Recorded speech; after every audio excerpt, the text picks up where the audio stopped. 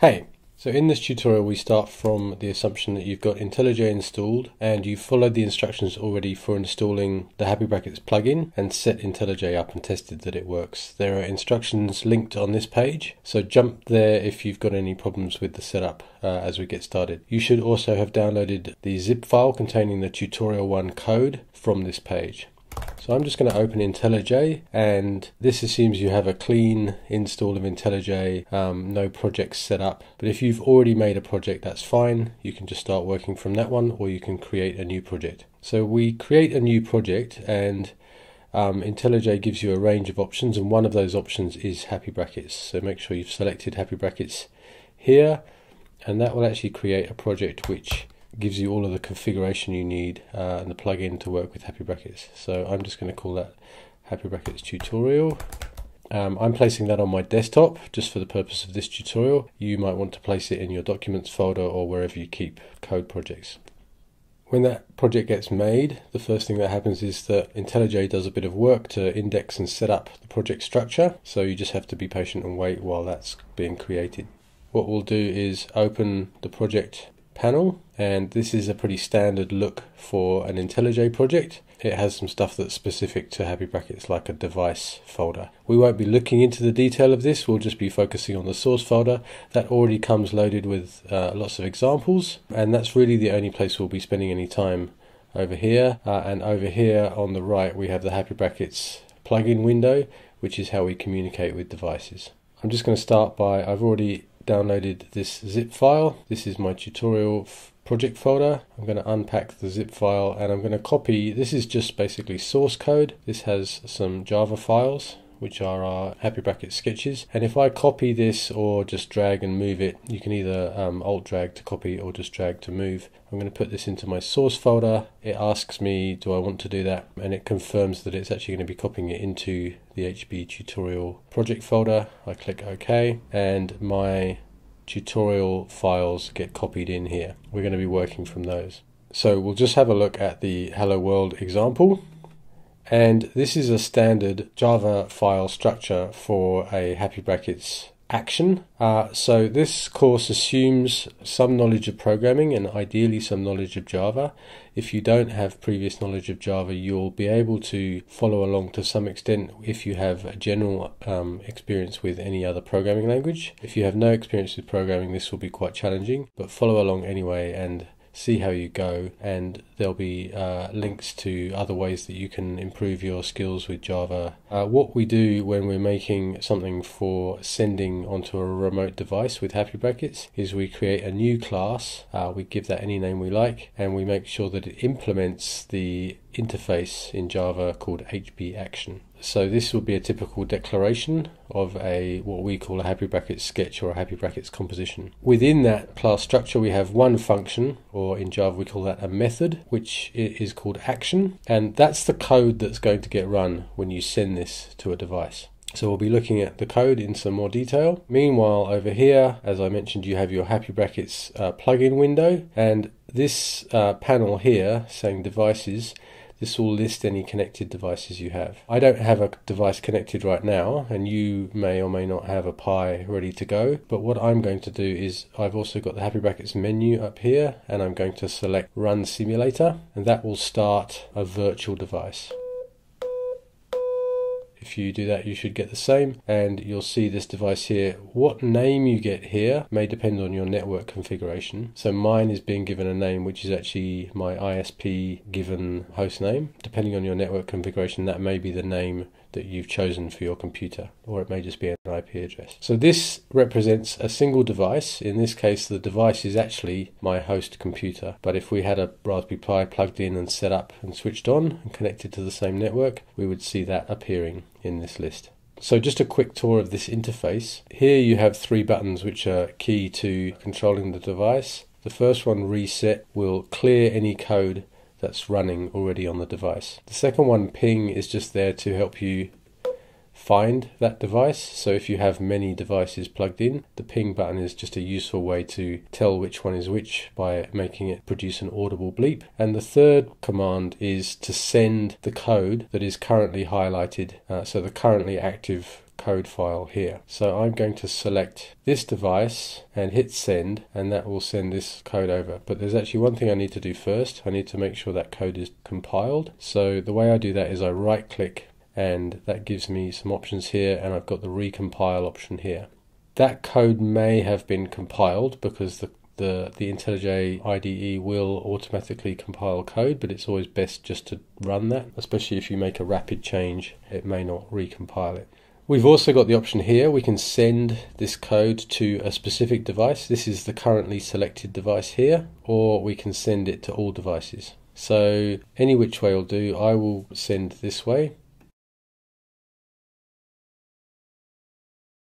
As you can probably tell by the code, and what you just heard was that this example just plays a burst of noise, and it carries on playing that sound until you press the reset button. So really worth knowing that that reset button is there and that it works. You'll also notice in the code here that this calls a reset function. So whatever code was running prior to this on this device will be reset when this code runs. And so, for example, I could just have an empty function with nothing in it except reset, and if I sent that to the device, it would clear whatever was running before. So I'm actually going to talk you through creating a completely new block of code, and so what we'll do is we'll right click or control click on the tutorial 1 folder. In Java this is called a package, so all of these blocks of code are identified as being a member of that package. So I'm going to click on this package, and I'm going to say new, and I could choose Java class, but I also have the option down here to choose HappyBrackets sketch, and that just completes some of the code that we know needs to be in there. So I'll choose HappyBrackets sketch, and I'll just say my tutorial 1. So that's created a new file, put it in this folder, and also given us this block of code. It includes the package declaration, it's got the class name that we just chose, but it's established as this HB action type, and we've got the action function. We can delete these comments, and so the only thing that exists at the moment is the reset function here. So I'm just going to rewrite, this is just for you to follow along, so if you've done that, then just to get into the habit of how the IntelliJ code editor works and how you can create classes. So I'm going to say noise, and you'll see that IntelliJ is really good at auto completion, so it's given you a few suggestions. Some of these have got nothing to do with the beads project, but this first one here, noise, is the class we're looking for. It's a machine that makes noise, and I'll just give that a name N, or it even suggests to me that I could call it noise. Intelligent suggestion. In Java code, what I want to do is I want to instantiate that, so I say new noise, and all I say is hb.sound noise. I just did a shortcut there, so I said hb.sound noise, and I did Command Shift return, and it tries to intelligently complete the line. You'll also notice you've got this light bulb, and that can give you some more functions to help you complete the code. IntelliJ is a really powerful platform. It takes quite a while to get to know those kinds of nuances, so just be patient picking up some of those things, and if you get into it, there's lots of tutorials online for how to brush up your IntelliJ shortcuts and skills. Okay, so we've just created the code that is exactly the same as our hello world, and I'll recompile that, and no surprises, send that over. It will play exactly the same noise burst, maximum volume. We do have a volume control here, turn that down, reset. So we're going to look at a few things we can do here. I'm going to step through. So the next example I'm actually going to do is to reproduce the random tone example, but I'm going to write that again from scratch so you can follow along. This time we'll get rid of everything except the reset command, and we'll say wave player. And again, HappyBrackets can auto-complete that. So wave player is another type of sound object, and this time I'm going to ignore its advice, and I'm just going to choose the slightly lazy variable name WP, and I'm going to say WP equals new wave player. And wave player is basically an oscillator. It can play a sine wave or a square wave or a sawtooth wave, and I need to give it a frequency, and I need to tell it what type of wave to play. So I'll just do that again. So wave player, I'll give it a frequency, and if I actually type the word sine, you'll see that it finds the thing that I'm looking for, which is buffer .sine. If you wanted to know how to find that out, besides just copying me here, let's just delete that again. I can type new wave player, and if I click on this and I type function F1, F1 brings up the documentation, and this tells me the various ways, these are the various constructors for wave player. Some of them have something called an audio context, which is the audio environment that the sounds are being created in. In HappyBrackets, we don't need to add that argument because we've already created that. So we're using this constructor here, and I can click on that and it tells me what I'm trying to do. So I'm trying to tell it a frequency to play, and I'm trying to tell it what sound, what type of wave I want it to play. So I type 500 and then I say sine, and I could also say square. You can see buffer square, or I could say buffer dot, and it will tell me what options I have here. So I'm going to make a sine wave. So I've made a thing that plays sound. Now, as you heard, that noise burst is quite loud, so the first thing I'm going to do after that is I'm going to make another object called a gain object, and when I type gain again, you can see it recommends objects, and I do actually need to, if I do this, rather than just type gain, what it does is it actually finds that object and it adds it. You can have a peek in here. This is the list of objects that are being used, and you can see that gain object has been added, and in fact we have an old object, the noise object, which is no longer being used. I could delete that. If I remove this, it doesn't like this name because it doesn't know what the object is. Point is that anything that you name here has to be known about here, and that's quite easily done in IntelliJ, because when you autocomplete, tell it what class it's supposed to be importing, it does the import statement. Okay, so I'm going to make a gain object and I'm just going to call it G, again being a bit lazy, and this time I need to tell it a gain object can be multi-channel, so I actually need to tell it how many channels. So it's just going to be a single channel, and I need to give it a gain value. What I'm going to use this gain object for is to turn down the volume of my wave player. So I've made a wave player that oscillates at 500 Hertz, and I've made a gain object that takes the volume of that wave player, multiplies it by this number, 0.1, so it reduces the volume from being a sine wave that oscillates all the way between maximum and minimum, between 1 and -1, and reduces it to a quieter sine wave. So in the noise example, we then, when we'd created a sound, we said hb.sound. So basically we take the thing that plays the sound, a noise object, and we play that out of the speakers effectively. Just to explain that a little bit more, in your action function you're given an object called HB. This is like a genie, it's basically an interface to the entire HappyBrackets system. We see that it's being used there to reset, and we also use that in various other ways. So I'm going to say HB sound G.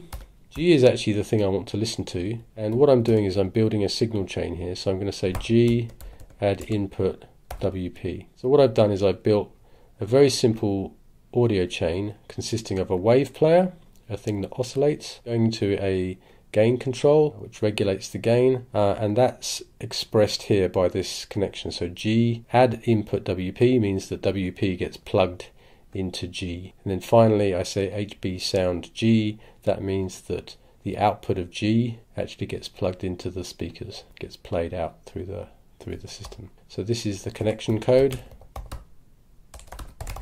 These are the audio objects, and now I can be quite sure, if I've connected this up properly, that the volume of my sine wave is not going to be deafeningly loud. I'll recompile that. You can always see down at the bottom that that's being done, and I'll send that over. And now I can probably turn up the volume a bit. Okay, that sound keeps playing until I press reset. So I'll explain what's going on under the hood in a bit more detail in a second. Let's just try doing something a little bit more adventurous, and we'll create a new value for the frequency, and we'll make that generated at random. So I'll say this is another situation where I use the HB HappyBrackets object, and I can say hb.rng. That's my built-in random number generator. RNG stands for random number generator, and I'll say next float. So that gives me a random float between 0 and 1, and I'll just do something just to get some randomness into my system. I'll just say multiply by 500 plus 500. So that's going to give me a float between minimum value 500, maximum value is 1000 if I add those together. And now I'm going to put that variable, I'll copy that and put that in here. Recompile and send, reset, send, reset, send. So each time that's being run, it's choosing a new random number. Let me just see, if I hit send and then I hit send again without pressing reset, let's just see what happens.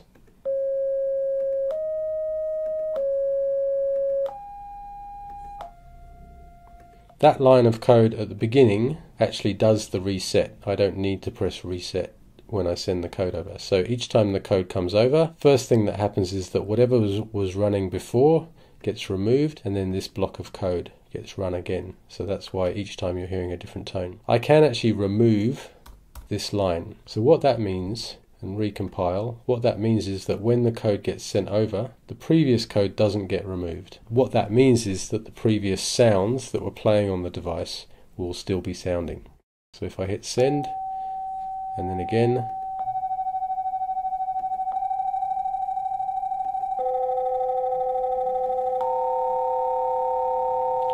and I can always choose to reset to clear all of that. So I could turn down my sound, my volume a little bit more, or I could manually turn it down here, recompile.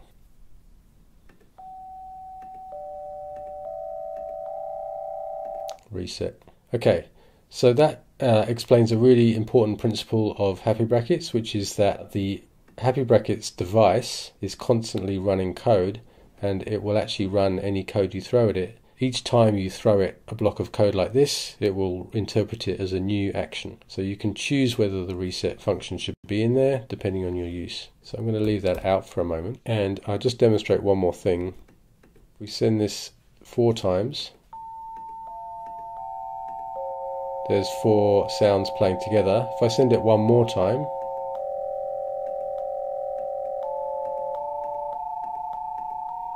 what you'll hear is that actually there's only ever 4 sounds playing at a time. That's because the HB sound function adds new sounds to the HappyBrackets audio output, but it actually has a voice limit of 4 voices. So if we, and this is just for convenience, that we don't want to overload the processor, so it does voice stealing, just like a monophonic or limited polyphony synthesizer would do. So we can bypass that.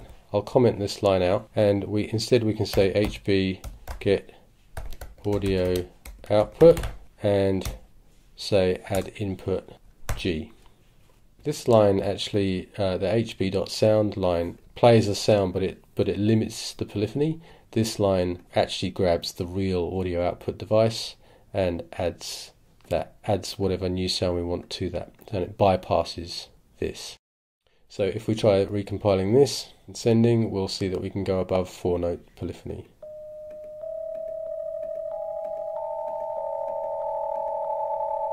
And if we keep going, we'll start to stress the machine and you'll hear the audio glitching as we add more sounds. On a Raspberry Pi, we'll expect that to be happening much sooner than on your laptop or desktop. So what we've covered in that example, if you've copied along up until now, you'll see that that example is the equivalent of what we've done in random tone. Slightly different arrangement of code. There's some comments in here to help you along, so you can go and look at random tone. We'll carry on developing the code in this My Tutorial 1. What we'll do now is we'll look at a new type of audio class called an envelope, which allows us to dynamically control variables over time in the audio domain. So I'm going to enter a new line between the wave player and the gain object, and it should be clear in a second why I'm putting it here, and it's called an envelope, and I'll call this gain env, so that it's going to be the gain controlling envelope, and I'll create a new envelope.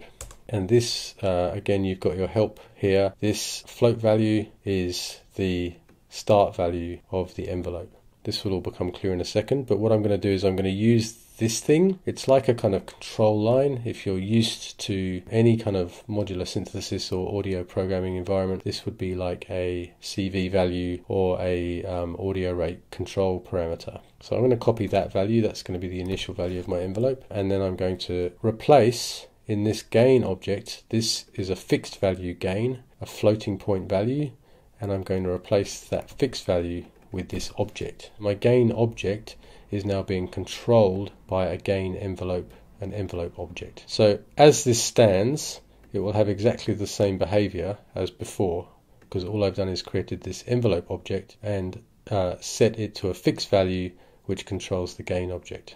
So I can recompile, send,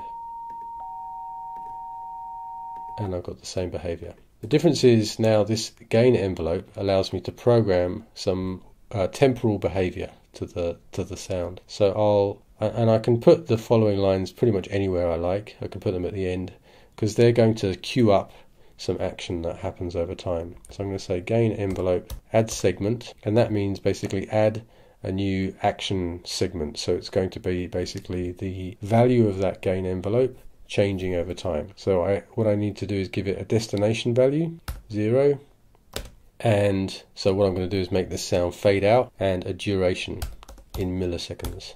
So I'll make it fade out over 1 second. The initial value of my gain envelope here is 0.05 and the final value is 0, and that will happen after 1 second, fading out linearly. So recompile that code and send it over, and I get a nice decay. Send again, and I can still send multiple, they'll overlap with each other, and there's my fade out. I could use randomness, I could make that number vary, and so on. I could also make it fade in as well. So if I make my initial value set to 0, then I might add a segment up here that goes up to 0.05. That might take 1 second, and I'll get a nice smooth triangle shaped envelope.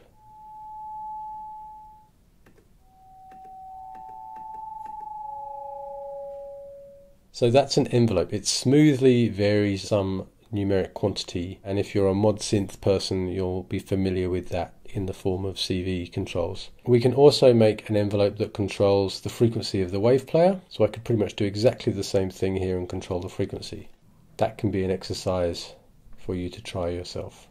So working through this tutorial now, we're at the stage where if you look at the random tone with envelope example, it's basically doing that same thing. We've got a gain object. This time, in this example, I've added the envelope later, and it replaces gset gain. It replaces that initial float value that I initially set there, which is also a valid thing to do. So I'll just tidy this code up now. Just remove that example, and we've just got the connection code here. We've got the gain envelope actions, and this is the audio objects. So I should briefly explain that each of these things, wave player, envelope and gain, are all audio processing units. In our terminology they're called unit generators, which is borrowed from the terminology of SuperCollider. So each of these things, if you are a mod synth user, that you can think of these as units in a modular synthesizer. So for example, a wave player plays waves, and it has things that can be controlled, such as its frequency, and we can set different things like it's the wave that it chooses to play. An envelope is just simply a signal generator, a line generator, and we can give that an initial value and we can control its value changing over time. A gain is something that adjusts the volume of something. And what we've done here is we've done a basic process of building a signal chain. This is a slightly more complicated signal chain. It has the wave player playing through the gain and the gain being controlled by the envelope. So these two lines connect up the wave player to the gain and connect the gain out to the output, and this line, when we initiate the gain, establishes that the gain envelope is the thing that's controlling the gain value of the gain object. So the wave player object is connected to the gain object via an audio signal. The envelope is controlling the gain object via a control signal, which is effectively the same thing. It's still just a signal that can be connected to anything. And the gain object goes to the output via an audio signal. We're using the add input function to make that connection between the gain object and the wave player object, so that establishes the connection, the audio connection between those two. We're using the set gain function in the example code to set the envelope to control the gain. and we're using the hb.sound function to connect the gain to the output. Just to explain a little bit more about how the signal chain works, each of these objects is running a loop updating the audio that needs to be produced for the other objects to process. The way that works is that the output object sends a request up to anything that's connected to it. So once we connect the gain object to the output object, the gain object becomes something that we know needs to be called upon to produce frames of audio. So the output object will request a frame of audio from the gain object, and it only does that because that connection has been made. If those objects aren't connected, the gain object will just sit there, not consuming any processor resources, not doing any calculation, and there won't be any audio from it.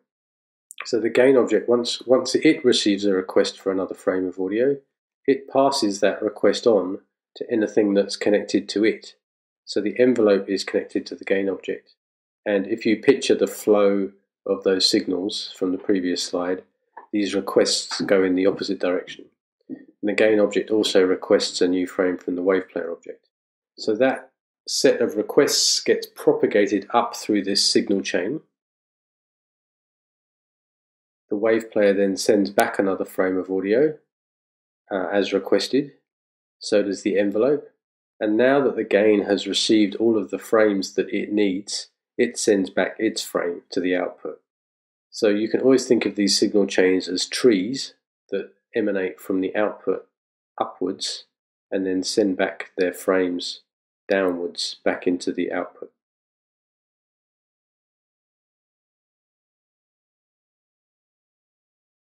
If an object is not connected, so the object on the left is an object that we've created but not connected to the signal chain, then it's never has its output requested. These other objects do, but the one on the left is not connected, so it never uses any computing resources. So I'll put this code in towards the end, and what I'm going to do now is I'm going to make an echo. So I'm going to make a basic delay line that can echo sound back on top of itself. And we do this using a method that's borrowed from MaxMSP, and it uses two objects which are also both audio objects, and they are TapIn and let it autocomplete. Then it will give me the recommended object, and double clicking on that will add it to my list of imports. So TapIn is now recognized, TapIn as they suggest, and I'm going to create this object. So the way this works is that you have something that takes audio into it, and then you connect that to something that plays audio out with a delay. So the first thing we do with the TapIn object is create this thing that's going to ingest audio, and we give it a maximum buffer size. So if I say 10,000, it means that I can have 10 seconds of delay time. So think of a tape delay and imagine that that tape delay has 10 seconds of tape running around in a loop. And so I've built this thing that now allows me to store up to 10 seconds of audio temporarily in a ring. So now I make a TapOut object, and again I need to make sure that autocomplete imports that. What you see now at this point, I've imported so many audio objects that the import statement flicks to this wildcard. So basically what it's saying is just import all of the UGens instead of this big list of UGens. So the TapOut object, I'll call that TapOut. And what we do is we connect a TapOut object to a TapIn object. So the TapOut object knows about the TapIn object, and it's going to be playing back the delayed audio that's being stored in the TapIn object. And then we can specify the actual delay. So I'm going to give it a 500 millisecond delay. Now I need to connect some more stuff up. I'll just say more connection code for delay, and we can say TapIn add input, and we're going to plug our gain object into the delay. So remember, the gain object is already playing out of the output, but we're also going to plug it into the delay, and we also want to say get our output object and connect in the TapOut. So what's happening now is that out of our speakers is coming both the original signal and the delayed signal. The original signal is also going into our delay system, which consists of a TapIn, which saves the audio in a buffer, incrementally saving it into this 10-second long looped buffer, and a TapOut object that is drawing from that buffer, playing back the audio 500 milliseconds later. So I'll recompile this, and I'm going to make my envelope quite short now, because I want you to be able to hear. I'll make it a bit louder as well. I want you to be able to hear the delay. So I hit press reset again. In fact, I'll put back in my reset code. If I don't do that, then you have to bear in mind that even if you can't hear this stuff playing because the volume's turned down, it is actually still occupying resources. So it's always good to reset, make sure you cleared all of your audio processing code out. So we'll just recompile, send. We've got that note being delayed. The delay is exactly the same volume as the original sound, and it's just a single delay. So the question you may want to ask is, how do I make that sound like a feedback delay, where the delay is feeding back on itself? And we can picture that feedback delay structure as basically requiring that we add another gain object. It's going to be mono again, and it's going to have, let's just give it a fixed value. I'm going to set it to 0.7, so it turns down the volume ever so slightly. Now, when we plug up this thing, what we're going to do is we're going to also plug the TapOut into the feedback gain. So we say feedback gain, and we're going to plug the TapIn. We're going to plug the feedback gain back into the TapIn. So basically, what we're doing is we're sending the signal out of the delay, turning it down ever so slightly. So 0.7 means just a slight reduction in volume, and then feeding it back into the delay. And so what we end up with, without having to make more delay objects, is delay that's endlessly feeding back and getting quieter and quieter. So let's just hear that. Recompile.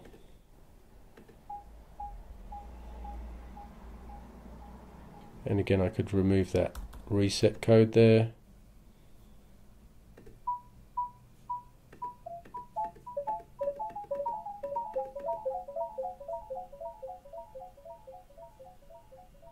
So what you're hearing is quite an inefficient way of doing what you hear there, because you're actually creating an absolutely brand new delay line every time you hear a sound. So there'll be a much more efficient way to have lots of bleeps going through a delay, but that shows that you can build this kind of feedback delay. We could get pedantic. The volume of the second bleep is not turned down. So what I could actually do is, instead of plugging in the gain into the TapIn here, I could plug the gain into the feedback gain. And that just means the second sound is turned down ever so slightly. Lastly, these unit generators. We saw an example here where we get to choose how many channels that unit generator has. In some cases, the unit generator is mono by default. So a wave player is mono. We don't have a way of making a stereo wave player, but a gain object has been designed, and as is the case with several of the effect type objects, designed so that we can specify how many channels. So if we make a multi-channel gain object, it will just do the same gain control to multiple channels. Later we'll look at sample player objects, and the sample player object will have as many channels as you give it to play back the samples that you want, typically 1 for mono samples or 2 for stereo sample. In this signal chain here, we're working entirely in mono. The HB output device, depending on your configuration, may be mono or stereo. So for our system, which is on a laptop running with stereo speakers, it's actually stereo. What happens when we do that, when we add a mono thing to a stereo output, is unsurprisingly it adds that gain object into both speakers. We can control that more precisely by saying I want to add input index 0, so in other words I'm adding to the left channel of the output, so channel number 0, if we're numbering as a programmer would, counting from 0, that channel, and then this object's 0th output channel. So in other words, I'm taking the first channel from the gain object and plugging it into the first channel of the output object. If I recompile that code, we'll hear the first bleep on the left hand side, and then because I haven't done that down here with the feedback, the rest of it will come out in stereo. If I do the same here, maybe I'll send the mono output of the TapOut to the channel number 1, which actually means the second or the right hand channel of the audio output. Now I should hear the sound bounce from the left side when it first plays, and then it will echo and just stay in the right side as it continues to echo. So in that way we could slightly more precisely control what happens in the stereo field. This is the diagram representing the feedback delay. So the wave player connects to the gain. The gain is controlled by the envelope as before. This time we're sending our output into the feedback gain, which sends its output both to the system output and also the TapIn. The TapIn is connected to the TapOut. The TapOut waits, sends back the audio from the TapIn with a delay back into that feedback, and you can see that that's a cycle, so that goes around endlessly, and eventually you'll stop hearing the audio because the volume has been iteratively reduced to the point where you don't hear anything. So that completes this first tutorial, introducing a small handful of audio playing objects, the basic idea of how you connect together objects, the basic structure of a HappyBrackets sketch or composition, the use of the HappyBrackets class, and some basic features about IntelliJ and the HappyBrackets plugin. So at this point, when I end the tutorial, I'm going to stop the simulator, and that will clear the simulator and clear anything that was playing on it.